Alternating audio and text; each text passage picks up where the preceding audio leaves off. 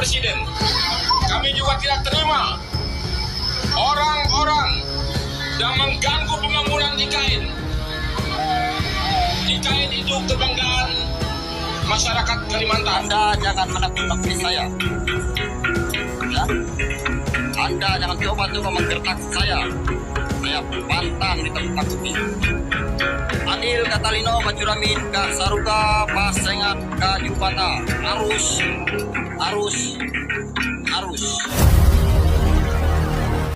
Halo, assalamualaikum warahmatullahi wabarakatuh. Salam sejahtera untuk kita semua. Selamat datang di channel Bingkai Narasi.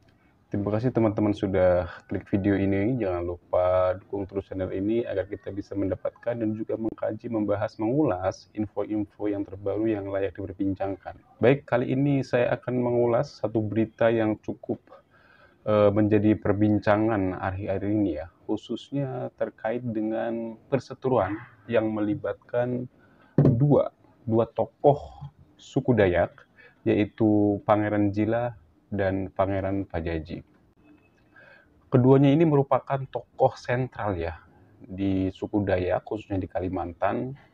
Panglima Jila adalah pemimpin pasukan merah Tariu Borneo Bangkole Rajang dari suku Dayak Kanayatan.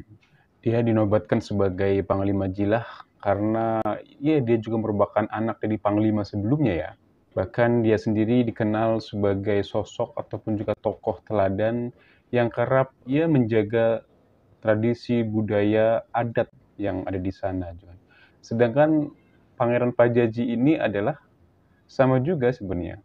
Dia merupakan tokoh sentral di daerah ataupun juga di suku Dayak. Panglima Pajaji merupakan panglima atau juga pemimpin pasukan Pantak pada Gi Borneo. Dia juga sama dikenal sebagai sosok yang menjaga adat istiadat di Kalimantan, khususnya di sekitar suku Dayak ya. Beberapa hari ini sejak pemberitaan Pangeran Jilah ini membuat statement terkait dengan dugaan penghinaan yang dilakukan oleh akademisi Rocky Gerung terkait hinaan terhadap Presiden Joko Widodo yang ketika itu ia diundang di salah satu forum, katakanlah seminar ya, seminar aliansi sebuah buruh di Bekasi. Nah, di sana ketika itu Rocky mengungkap berbagai macam isu nasional, termasuk Omnibus Law, Cipta Kerja, dan juga terkait IKN sendiri. Nah, disinilah ketika membahas tentang IKN, Bang Rocky Gerung ini akhirnya mengeluarkan kata-kata yang dianggap berlebihan ataupun juga sudah melampaui batas, bahkan dianggap telah menciderai dan juga mencoreng tradisi ketimuran kita. Beliau mengatakan dengan kata-kata bajingan tolol, sehingga berakibat kepada dilaporkannya Rocky Gerung tersebut. Nah, di sini Pangeran Jila akhirnya juga ikut bereaksi karena kan IKN ada di Kalimantan. Nah, Pangeran Jila ikut berkomentar bahkan mendatangi Bariskem Polri dan mengutuk dan menegaskan bahwa mereka suku Dayak merasa tersinggung karena pemimpin ataupun juga presidennya sudah dihina dengan kata-kata yang kasar gitu. Akhirnya Pangeran Jila ini menyeret-nyeret bahwa kalau tidak diadili suku Dayak siap mengadili dengan hukuman adat kan. Ini juga saya rasa juga sudah, kalau menurut saya juga sudah berlebihan juga ya. Kita sebagai warga tentu harus melalui proses hukum lah, harus melalui penyelidikan apakah ini benar-benar masuk karena hukum atau bagaimana. Kita sekalipun mungkin kita merasa tersinggung ataupun apa, kita harus, karena kita ini negara hukum, jadi harus melalui mekanisme hukum ya. Salah atau benar itu nanti dibuktikan di pengadilan ya. Nah, kembali ke persoalan ini ya. Persoalan tentang perseteruan dua pentolan ya. Suku Dayak, Pangeran Jila dan Pangeran Pajaji ini memang dilatar belakangi oleh pernyataan Pangeran Jila yang menganggap, dalam pernyataannya kan Pangeran Jila ini menganggap IKN ini adalah menjadi kebanggaan warga masyarakat di Kalimantan.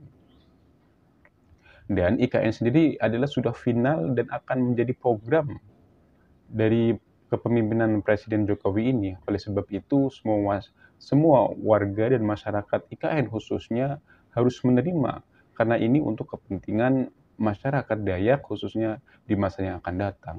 Tapi Pangeran Bajaji justru menolak keberadaan IKN ini karena akan merusak hutan dan juga masyarakat adat sendiri gitu kan. Apalagi di Kalimantan sendiri sudah banyak pabrik dan proyek-proyek batubara, sawit, dan lain sebagainya yang justru dirasakan oleh Pangeran Bajaji ini telah merusak ekosistem dan juga keberadaan masyarakat Dayak itu sendiri.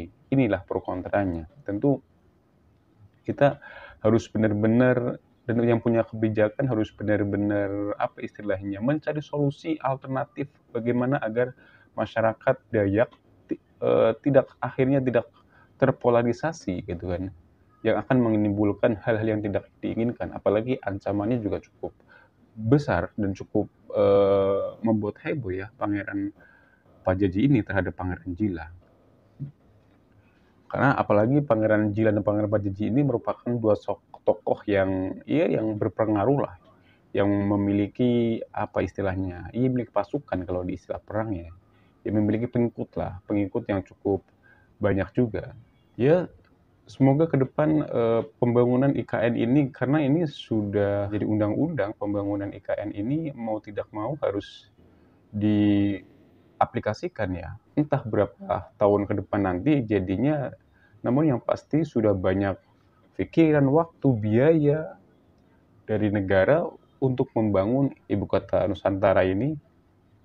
Memang kalau dari latar belakang motif dari pembangunan IKN ini salah satunya adalah memindahkan ibu kota, karena di Jakarta dinilai sudah tidak, tanda petik, sudah tidak layak, apalagi sudah ada polusi yang sudah semakin semrawut. Bahkan 2 hari atau 3 hari yang lalu angka polusi di Jakarta itu menjadi angka nomor 6 terburuk di dunia. Ini sungguh mencengangkan ya, terburuk dunia. Nah, terlepas dari itu ada juga motifnya, yaitu motifnya adalah pemerataan ekonomi. Karena kita tahu selama ini konsentrasi pembangunan, konsentrasi infrastruktur, dan ekonomi hanya terpusat di Pulau Jawa. Kita bisa bandingkan bagaimana padatnya di Jawa ini dibanding dengan kepulauan-kepulauan lainnya, khususnya di Kalimantan. Oleh sebab itu, Presiden Joko Widodo mencanangkan pemindahan ibu kota ini salah satunya adalah untuk ekonomi yang bisa dirasakan secara luas, karena Republik kita ini bukan hanya di Pulau Jawa tapi juga di pulau-pulau yang lainnya yang membutuhkan ya kehidupan yang layak, pendidikan yang layak, dan juga terjaminnya keamanan tentunya. Nah, tentu memang ada plus minusnya, tentu ada pro kontranya. Setiap apapun kebijakannya pasti ada plus minusnya.